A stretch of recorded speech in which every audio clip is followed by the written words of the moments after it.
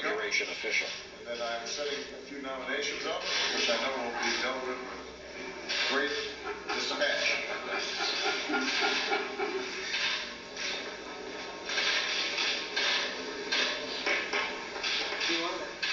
Mr. Jack Luke for Treasury. Mr. Charles Timothy Hale for Defense.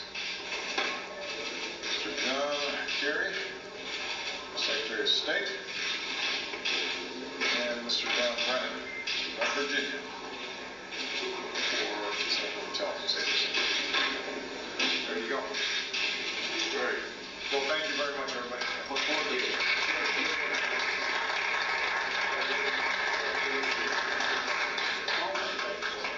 We're supposed to take one. Jeannie, we'll take on Harry. Harry. Are they already steal the pens? Yeah. Harry's better. I could get you one, man. Yeah, I'm gonna give you. This is a nice one. And that's yours. All right. Now that one actually was something, Harry.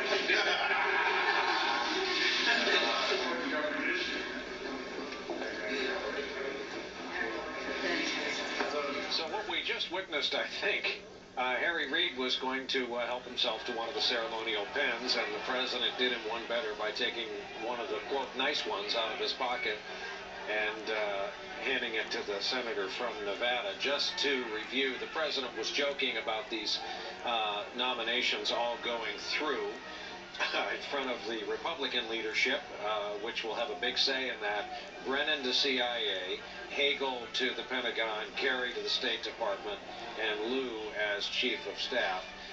Andrea Mitchell, back outside. As people are leaving here, those nominations are pretty much expected to go through. Of course, Chuck Hagel has been the most controversial.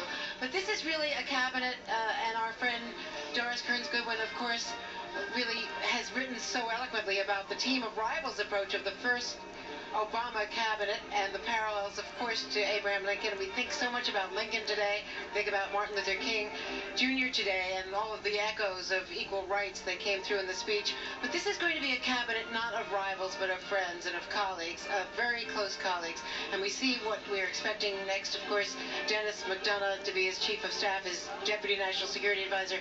I just think that this president has a comfort level with these people, and the question will be whether he listens to outside voices. He says he's going to.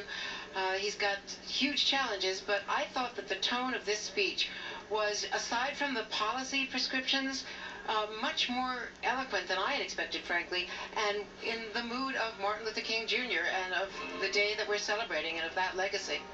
Andrea, thank you. You remind me, I misspoke. I gave Lou his current job. Of course, he's being nominated for Treasury Secretary. Doris, to Andrea's point, second term less a team of rivals and more a team of friends.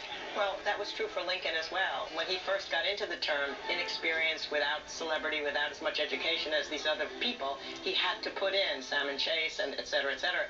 Once he got his grounding, once he was second term elected, he said, I can put the people I want in there. Salmon Chase has gone away, Bates has gone away. I think it's a mark of the increased confidence that he's gotten, the experience. He's no longer a state senator and a U.S. senator for 2 years president. He's president of the United States.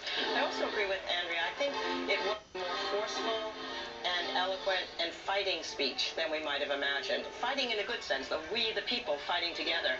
But it certainly didn't indicate that he felt contracted by these last 4 years. On the contrary, I think he's going forward. And of course, the hit this president has taken of all presidents is a lack of diversity in the inner circle. Right.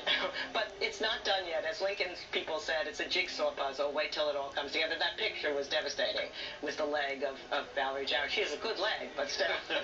Hiding in the back in the Oval Office. Ron Mott, back outside. Ron, how are things from your vantage point? Hey there, Brian. Well, I got to tell you, I'm down here in Section 7, and one of the moments during the president's speech that struck me most, it kind of reminded me of growing up in church when the speaker would say something so simple and yet so poignant that all heads would bow in unison almost involuntarily. And that's what happened here in Section 7 when the president, and I paraphrase, when he says we're not trying to solve the country's problems for all time, but we have to solve problems for our time. And it seemed to me, at least, to be a knock on the 112th Congress and maybe a challenge to the 113th to let's get something done. Let's put politics in the back seat for the time being. Let progress be the driver. The folks around here seem to believe that this is time for the country to start moving forward. Yes, politics and the debate are all important, but that should not impede progress for the country. And so I think that's the general mood down here on the grounds of the wall. People want to see progress in this next Congress. They want this Congress to work with this president to get things done so that we don't see a repeat of really inactivity over the past 2 years, Brian. Ron Mott with the mood from Section 7 down in front. Ron, thank you. We'll take a quick break. When we come back, we'll